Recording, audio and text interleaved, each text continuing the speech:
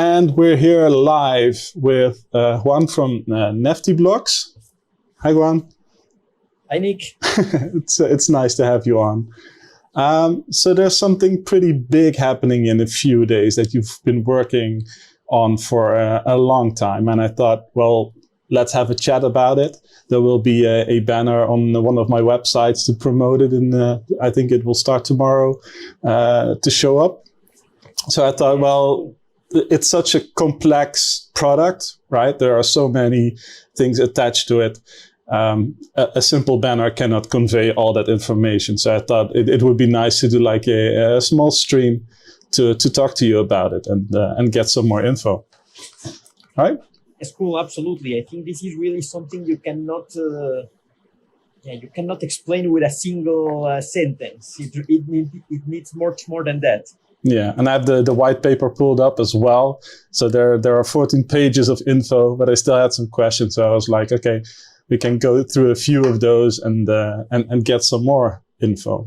But maybe let's first get back to you, because you're one of the co-founders of NeftyBlocks, right? Yes, and yes, indeed. You guys started early this year, right? We started with NeftyBlocks in April. We started.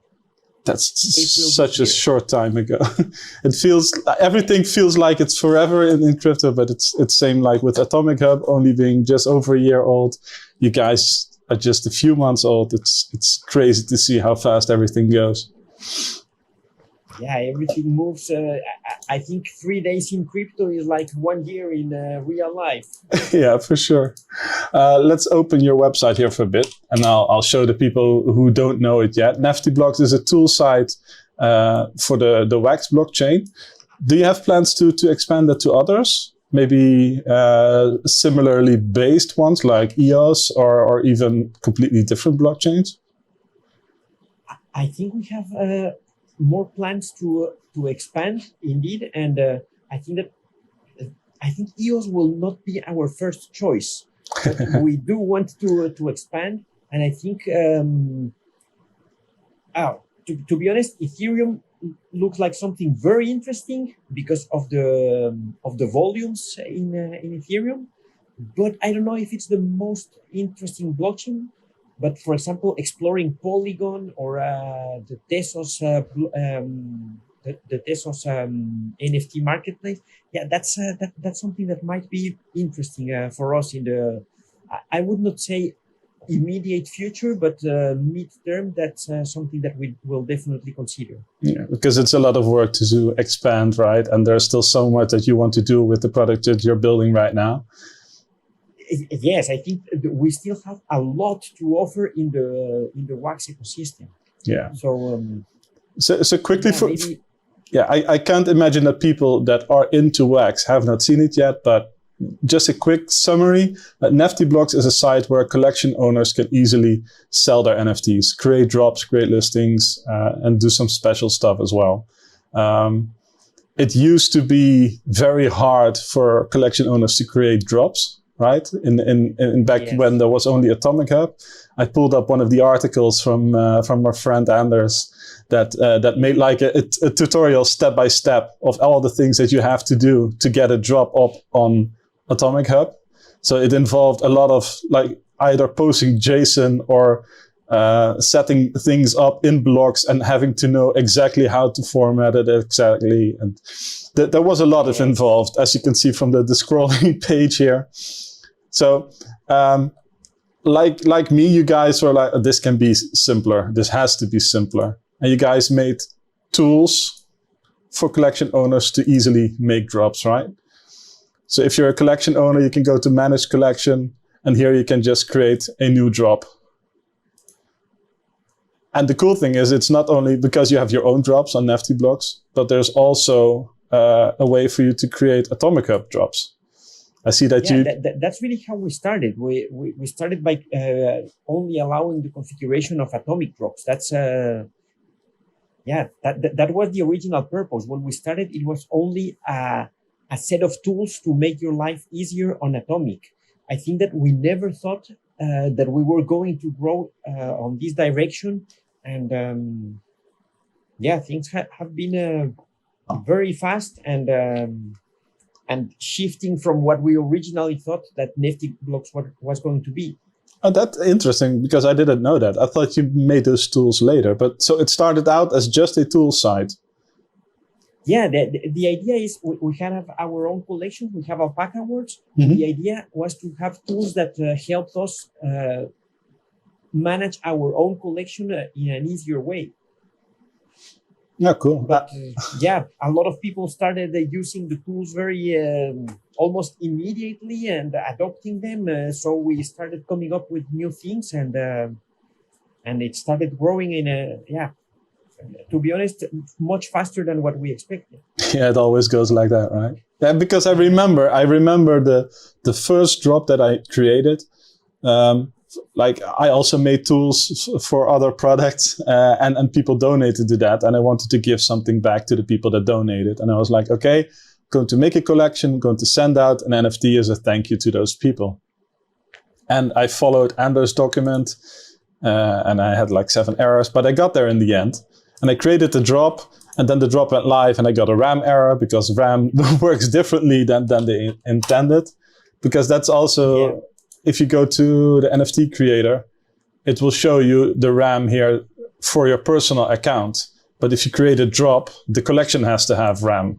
So that's also something that you guys manage, I think. Let me see. Nefty drop and atomic drops RAM. Yeah. So that's something that's also... I think it's just really cool that you guys put up all those utilities. And this is actually how I found you, because I saw some drops happening on Nefty drops before I created my own collection. And I was like, okay, it's a competitor to Atomic Hub. I didn't pay much attention to it back then. And then I went to the whole drop creation process, and I'm like, okay, I have to create tooling for this because this is horrendous. And then Anders gave me like a hint of, hey, did you check out Nefty drops? And I was like, okay, let me go check. And then I found out that you had the whole utility that I wanted to build was already there. So like, okay, that saves me some time. The guys at Nefty made it. And I think after that, we started talking a bit and see more. So it's really cool to see how it grows. So was Yeah, and there's a lot of room for improvement there, because what we have, it's still not as usable as we would like it to be. Yeah, but you have other priorities right now. It's a big improvement from where it came from, right? So yes, I agree, but I think that it still has to improve further, and those are things that will be that we will be tackling in the future, and not only for the drops, but for everything. I think all over the website there are many improvement points that we need to address. Yeah, sure. But you all know that, and I'm sure it will be taken care of in time. So, but yeah, I just wanted to go back to see how it started. So you started making the tools, and after that, did you start just for yourself for the Alpaca Worlds drop, or was it another collection that asked, "Hey man, can you provide an alternative for us?" It was for Alpaca Worlds, and the first version was not even a website. It was only a command line tool, which we still use internally when we configure pre-minted packs for collections and complex things, or when we configure collections with one-of-one NFTs. We still use the command line to do that. It's faster than going to the web UI, but yeah, we moved from the command line to the website, especially because one of my daughters was helping us with the collection, and for her it was too difficult to use the command line tool. So we said, okay, let's build an interface for this. Yeah, it's always the near and dear ones that helps you push to do some stuff. It's like how I made the Alien Worlds, the setback tool. I made that for my wife because she played on her phone and it was impossible for her to do the contract stuff. So yeah. That's funny. She draws the alpacas, right? Your daughter? Or that's my other daughter, the one who's drawing. Okay. Yeah. But you have the whole I remember this from the live stream you did with Anders a while back. You have the whole family involved, and yeah, that's really cool. Yeah, everybody's involved here. It's fun. So to get back to the token, it will launch in a few days, and there's a lot to talk about there. From what I could tell, like the basic idea for the token was threefold, I think. It was like to raise capital to fund development long term, to have a way to monetize some of the features that you have. So the more elaborate features, you require collections to stake some Nefty to use them. Yes. Right? Yes, but the idea there is not really to charge collections to use the feature. The idea was how can we allow collections to use the premium features without having really to pay for that. And we came up with this: if you stake your Nefty token, then you gain access to the features. And if you unstake your Nefty token, well, you will lose access to the feature, but you can get your tokens back and sell them back for wax if you want. Mm-hmm. So in the end, it's not really paying. It's like, I would say more like showing you are committed to the platform. Yeah, it's a bit like the wax CPU system, right? Yes, something like that. I read something about a Nefty King in here. I was curious what that was. Yeah, this is something that we haven't developed yet. But the idea with the Nefty Kings is that we want to show there the collections that are most involved on NeftyBlocks, not only by creating drops and only that and blends and so on, but people who are really proposing new features, who are really bringing in new ideas on how we can grow the platform, how we can benefit the collectors and other collections. So that's something we want to do. As one of the other uses of the token will be to request features and vote for features. Yeah. And out of that and all of the participation of collections, we will define who are the Nefty Kings, people who are really adding to the ecosystem. So will that be based on like total volume stake, or more like the burn rate of the token for that person? Or because there's a lot of stuff here, and I think I'm going all over the place, so sorry for that. But one of the things that you have is like the staking and the liquidity mining. Mm-hmm. So there's a very complex system, at least from how I read it, because there's so many data points that are not visible right now. Do you plan to make like a dashboard where you can see all the underlying data for those calculations? Because you have a system where you take into account Nefty that's used to buy stuff, and Nefty that's staked, the levels of staking. So there are all sorts of parts of data out there. Like if you go to Atomic Hub, you can see how much wax you spent on stuff that you bought. That's not there for NeftyBlocks yet, but it will be used for the calculation for those weekly payouts, right? Because there will be a weekly payout of 150,000 Nefty, I think, that will be divided. Yes, indeed. Yeah.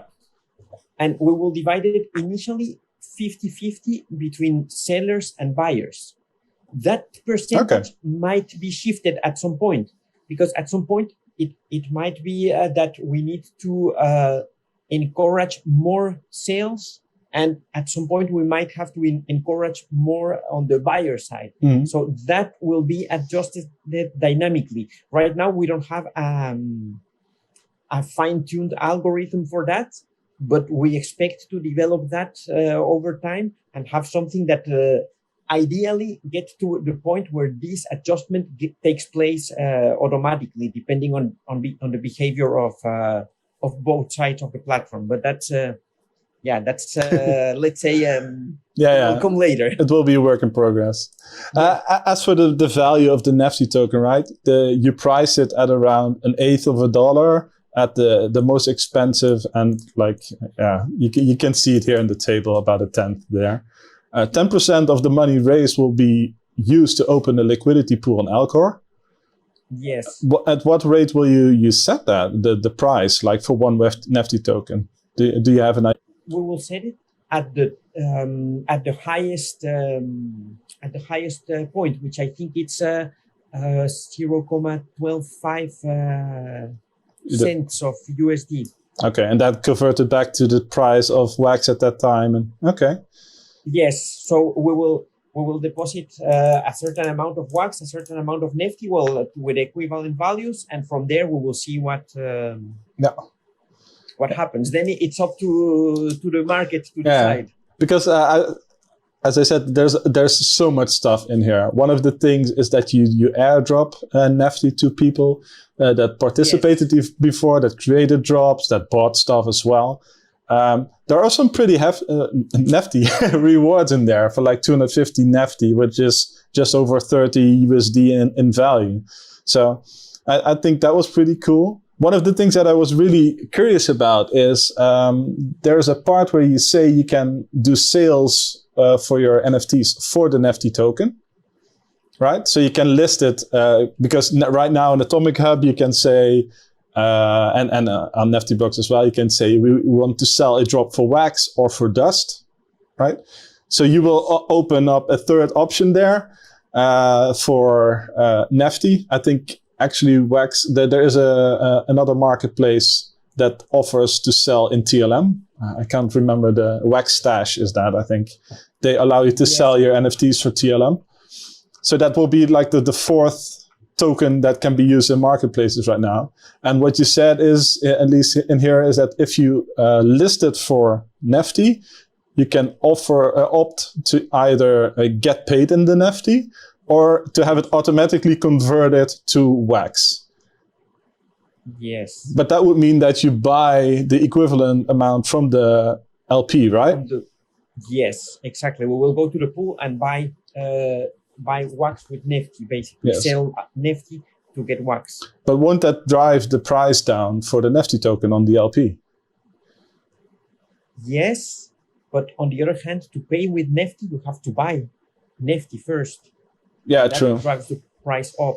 But there's like, yeah, but that only works if like the weekly spend in Nefty would exceed the 150,000 that you drop, right? Yes. So I'm really curious to see how that plays out with all the. Did you do models of it? How it would? We did a couple of models, and as with every model, we don't know if it will match real life. But let's hope it does. Okay, because it's quite a lot. Like let's say that the value stays at those rates, like an eighth of USD. That's over 18,000 USD worth of Nefty that gets paid out every week. That's a lot. It's let me check, how much is it? It's 150K divided by 8, right?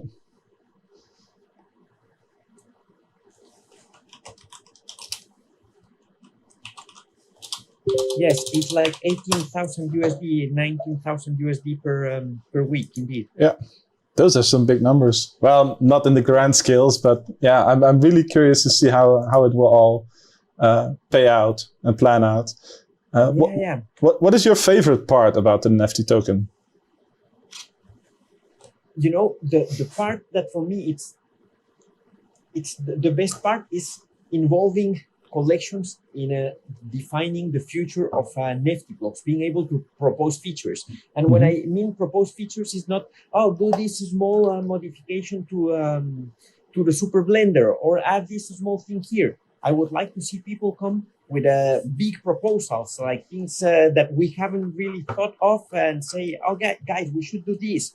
And then really start adding more gamification to the collections, or adding tools where multiple collections can participate together and bring more value to collectors. I don't know. That's what I would really like to see happen. Yeah, that's something that I saw. Getting back to Anders again, he was really happy to see the cross collection stuff, and it was like, well, it's not that hard. It's just you take NFTs and you send them out, but it's cool that nobody thought of it and you made it accessible like that. It's just, I like that you think in a different way to see just what are the things that you can do, not just what you can do right now, but just look at the raw stuff. It's like, okay, we have a bunch of NFTs. Sure, we can pack them up into a pool and send them out, right? That must have been the thought, or right?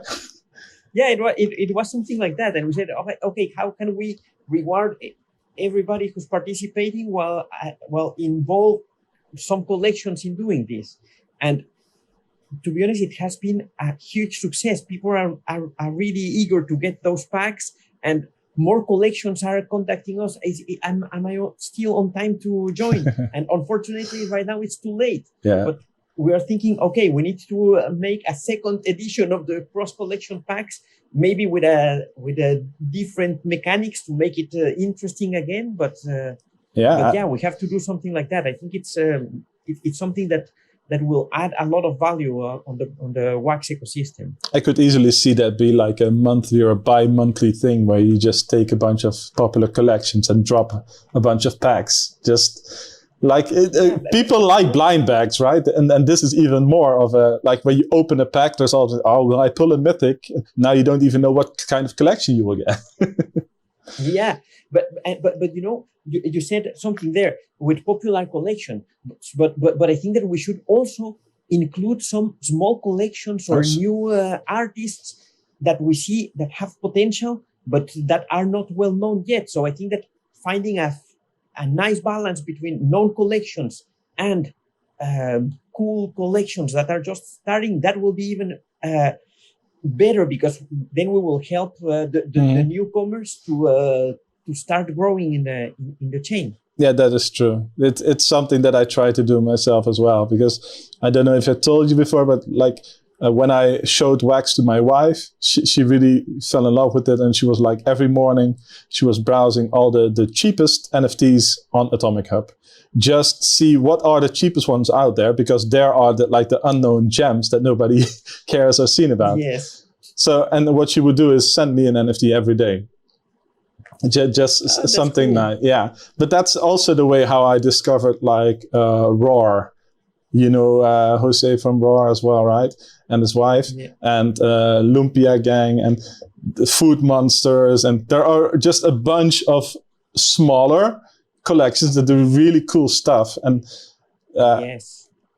every time that I find a collection like that, I always try to plug them left and right, because I think they deserve more attention. And having like a variety pack like that can really help. But I think there has to be a good balance there, because there will always be people that will be disappointed when they get an unknown collection. So maybe I think you should maybe do 2 or 3 kinds of packs. One with the big names, one with just up-and-comers, right? Hey, this is your chance to discover something cool. Set the price accordingly, of course. And some that are adventurous that want like a blend of the two. I think that might be something to shoot for, because what you don't want is that somebody buys a pack and gets disappointed because they got some collection that they're unaware of. There will always be people that are not open to that. So I think finding a way to prevent a bad experience there is also important. But I also know there are also people that are just dying to find new stuff. So I'm sure there's actually a good market for finding just the packs with unknown stuff. Because I've been, I think, have you seen the K chat on Telegram? I have seen it, but I'm not involved. Lots of collections pass through there, like small people that draw stuff. And I've seen really, really cool stuff pass by there that I've not seen anywhere else. So if I wasn't in that chat, I would not have discovered a lot of those cool things. And I think a lot of those collections would really be a cool thing to add to one of those variety packs. I'm actually looking forward to you guys just make it a thing, just monthly or bi-monthly, release something like the Discover Wax Projects pack and maybe something like a highlight reel for the big ones. I think that would be really cool. That's something we definitely want to keep on doing, indeed. But maybe I have to pay 1,000 Nefty to suggest that, right? No, I don't know. I don't know. Just kidding. But that's the fee, right? It's the 1,000 Nefty or $125 to suggest a feature. And I think that also like weeds out some of the bullshit stuff that you would get otherwise, right? Because price-wise, it's no way near to cover even time to look at it properly. But it's like a threshold to filter quality. Yeah, that's basically it. It's a filter so that people really propose something that they have thought and that they really think that will benefit others, because other collections will also have to vote to get that bill. Yeah, and the voting. Sorry, yeah. go on. Otherwise, I can imagine a lot of people asking for very stupid things and us having to go through an extensive list of nonsense. Yeah. So yeah. For the voting, I see like there's a point system. So that will be free to vote, or will it consume a part of the Nefty as well? No, it will be free to vote as long as you are staking level 2 or 3. You can vote, no problem. The level 3 has double the weight of a level 1 collection in terms of vote power. Yeah. Okay. It's all very reasonable. I just thought like the one thing that you can run into is that people that have staked anyways will just click something to vote because they can. So I wonder if it would be smart to have like a tiny, just like with the feature request, to have a small threshold there. But you'll notice that. You're right. You notice that fast enough, I think. Yeah, after the first few votes, you will see. Yeah, I do that myself. For example, this morning there was a vote on. Where was that? An auto farm or something on a BSC. And there was a vote. I was not even aware of that, but I'm staking. Let's vote, and I don't even remember what I voted. So that risk is there indeed. Yeah. So I maybe just like the tiniest amount of. It can be like 10 Nefty, just to make it a conscious decision to vote. Yeah, maybe that makes sense indeed. And those are things. That we have the white paper, and the white paper outlines everything the way we think it should be. But it doesn't mean that we cannot adjust things a little bit in the future, because we have to make it, everything has to make sense and be functional in real life. So we might have to adjust some things. We don't want to do changes that are breaking changes. We should always follow the initial idea, but adjustments I think will be needed. Yeah, it's not all set in stone, right? It's just I just like to think about stuff like that. It's very good observations indeed. Yeah, you could even make it like if the feature gets executed or chosen, that you refund the paid amount to vote or something. But I'm sure you'll work it out. Yeah, that's also something that can happen. Yeah. In that new crossover pack that will happen, and I think I should probably just open this one. What was the name of your collection again? There was a. It's on Got Nefties. But if you go right now, I think that if you want to see the contents, you can go to this one. Yeah. To collab.nefty. If you check the profile of collab.nefty, you can see there all the NFTs. Yeah. Yeah, I just wanted to quickly talk about these ones because I qualify for one more, I think. I got the Andos one, didn't qualify for any of the others, but there will be a Crypto Monkeys that I can unlock. So you get this Pioneer Pass, and then you can blend that later, right? Yes. And what was it again? You have to. You must have one Pioneer Pass and one of the Betsy's from the community sale. Because the token sale will happen as an NFT sale. There will be 3 different packs, and when you open the packs, you will get one NFT plus the amount of tokens that you bought, and that NFT will be blendable with the Pioneer Pass to get one of the cross collection packs. Okay. I was looking if I could quickly find the names of the Nefties in each pack, but I got lost. It was listed, right? Yes, type. It's in the list, but I can tell you that it's the smaller pack is the collector, and it has 400 Nefty. The artist has 1300 Nefty, and the whale has 3200. 3200 Nefty. And they have there was something with, because there's also like a raffle system in there as well, right? With the let me see. There are 128 artists inside the collectors. There are 64 whales inside the artists, and there is one golden Betsy inside the whale. The whale, yes. There's one golden Betsy there, and there is also one golden Betsy in the cross collection packs, and the Golden Betsy is worth 32,000 Nefty. Yeah, that's a hefty amount. Yes. That's a lot. And something we decided, I think yesterday or the day before, we will include also some collector packs inside the cross collection packs. So nice. yeah, so there will be a small chance of getting a little bit extra there. Yeah. How many NFTs will be in the cross collection pack? So you blend one for every pack that you buy here. You need a Pioneer Pass and you can blend it. Is there a different outcome for each type? In the pack, there will be 3 NFTs. And you don't know from which collections they will be. Okay. Because do all those packs have the same Betsy NFT? Or is there's a different one for each pack, right? Like the artist, whale, and collector. Yeah, there are different Betsy's, but for blending purposes, they will all be worth exactly the same. So you can blend any of them and get the same result. Something that will be challenging is that there are less cross-collection packs than Betsy's and Pioneer Passes. So people will have to be quick fast to try to grab one. Yeah, that's also cool.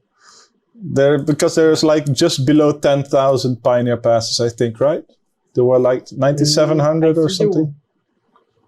I think there will be a little bit more because there are 2 drops that are not configured yet, and one is from Ultra Rare.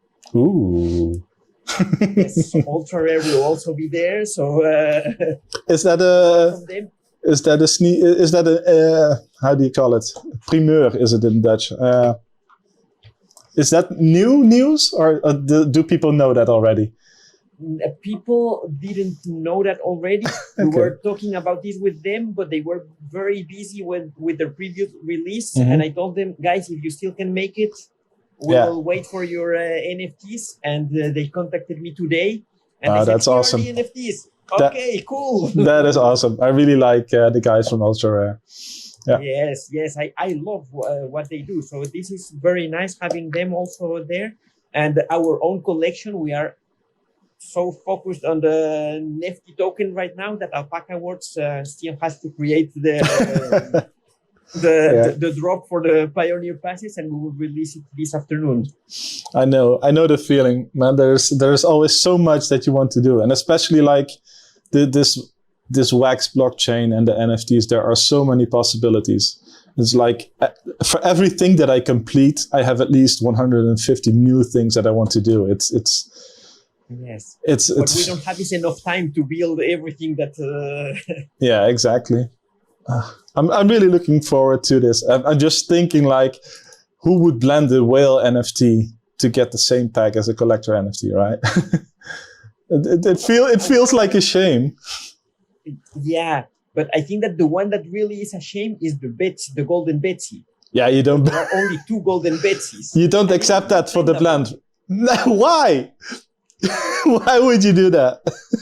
I don't know, but it's possible to do it if you want. You just want to see the world burn. But in the end, there are only 2 Golden Betsy's. If someone burns one, the other one will be like... yeah, it will become a one of one. Yes. Yeah, a very special one. I have 2. Let's blend one. Yeah. It's so stupid because I have like...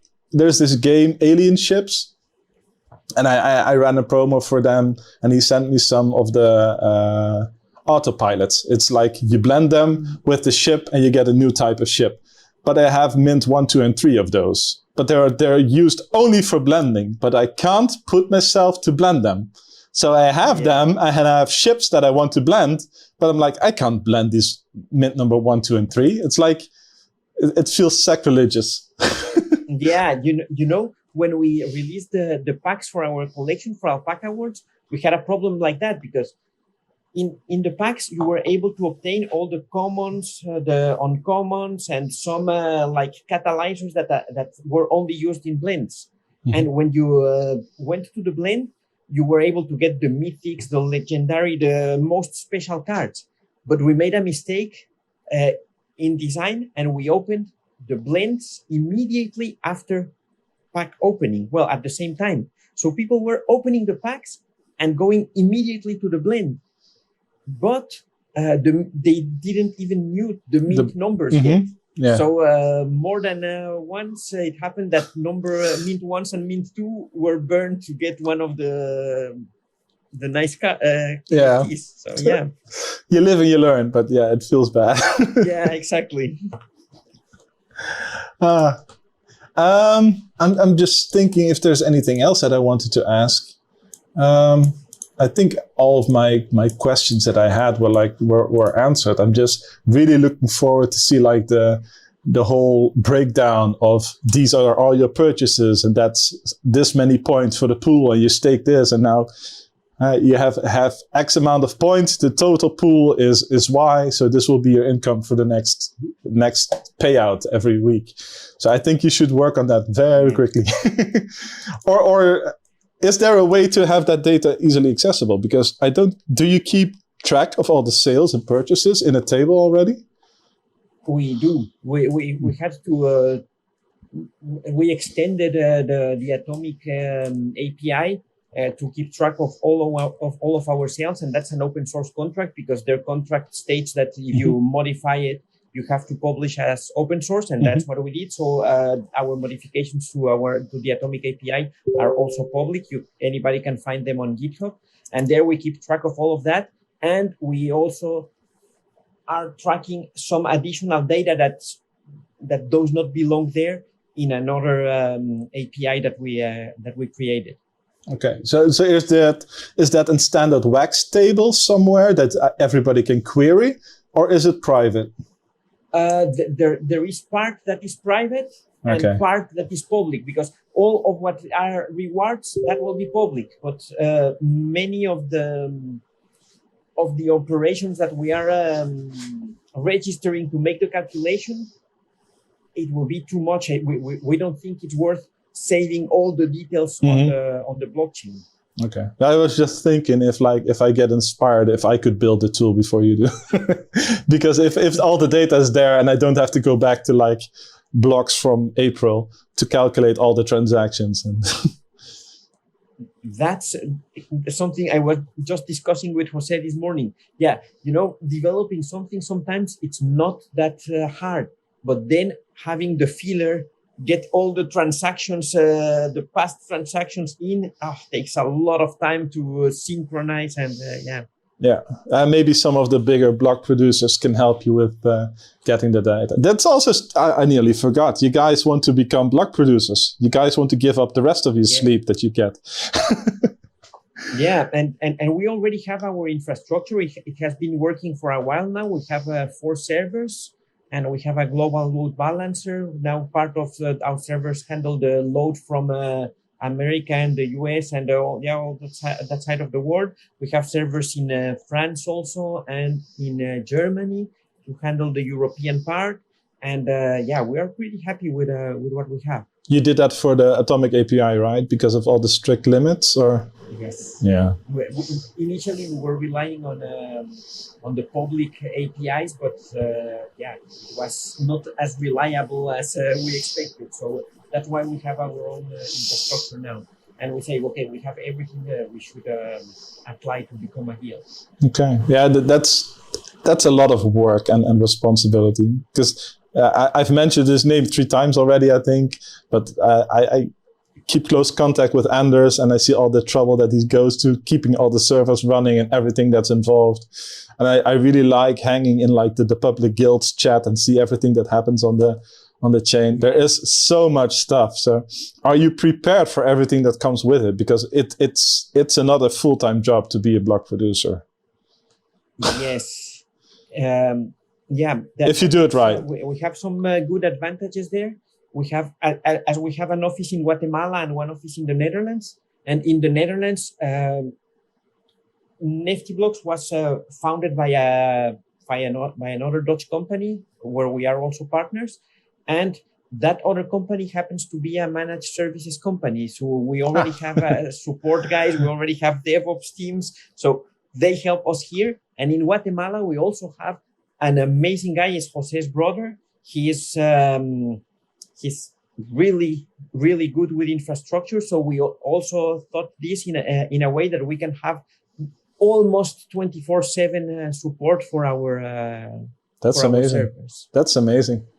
I think I'm really looking forward to see how that goes, because I remember back when I was involved with Wax, and just at the start, I was like, okay, I need to run my own producer because I need a lot of data that I can't get from the public stuff, but it's so involved, and I find that the information that's out there is so lacking, and I don't know if that's intentional or not to keep the club small, but but on one hand, it's like they do a lot of stuff to talk about themselves and show a lot of stuff, but on the technical side, I always find that there's a bit of lack of information. Yes, but on the other hand, you can also approach many of the people who's working with the block producers, and they are really friendly and really supportive. For us, I have to say that without their help, we wouldn't have our nodes configured the way they are configured right now, and they will be, they wouldn't be as fast as they are right now, and that's thanks to the help we have received from people from other guilds. Yeah, that is true. They really are a great bunch. Can I ask which guilds helped you, or don't you want to share that? We have, for example, EOS Amsterdam. They helped us. They even helped us to check our configuration, and the guy told me this is something you can improve. This is something you can improve. He was very, very open and very useful. Yeah. Also, Dimitri from he's in Canada. He's the one from Bounty Blocks. He also helped us. He said, no, do it like this. And also, for example, Anders. We asked many people, should we apply to become a guild? And many people told us, no, that's extremely difficult, don't do it. And Anders was the first one who encouraged us. Look, guys, you really need it because you are doing this with the platform. And if you have the knowledge and you can afford to have someone fully dedicated to that, then yes, just do it. So there has been a lot of people who is very supportive and encourages us to keep on doing things. So I love that about the Wax blockchain. Yeah, same here. Both from like the public end and the people that are on Wax, like just the people that participate and buy stuff and play the games, but also on the technical and the back-end side for the producers. There are lots of great people that help, and it's a really nice club of people. I really have to say that. I was just mainly talking about the published information that was really lacking. The community itself and all the people. I've more than once been told like, oh, do you want me to hop on the call and explain some stuff to you? They're very prepared and welcoming and want to pull in as many people as they can. So it's a really, really, really cool system that we're in. Yeah, I think it's an amazing community. So about the token, is there anything else that we didn't talk about that you would like to share? I know there's Nefty Quest in here in the further away future. That will be a game, or yes, that's kind of a game we want to do. And the idea with the Nefty Quest is to ask collectors to bring NFTs from different collections to help collections move the primary and secondary market, and then reward people with NFTs or whatever we can think of. And maybe now that we saw that the cross collection packs were very successful, maybe we can make something that plays together with that. Oh, sounds like a good idea. Okay, well, cool. Let me get the date for the drop. It's on the front page, I think, right? Yeah, and it's the 31st of August. That's next Tuesday. So it's really, really exciting close. Time. Yeah. It's getting close. Okay. If there's nothing else, and I really want to thank you for the time to talk to me and go over some stuff. It's been fun to have you. And same here, Nick. Maybe we should do this again in a bit after the drop to see how it all went and how it's all going with the token. Absolutely. Let's do that. Okay. Well, thanks for your time. Thanks everybody for watching, and thanks, Nick. Bye-bye.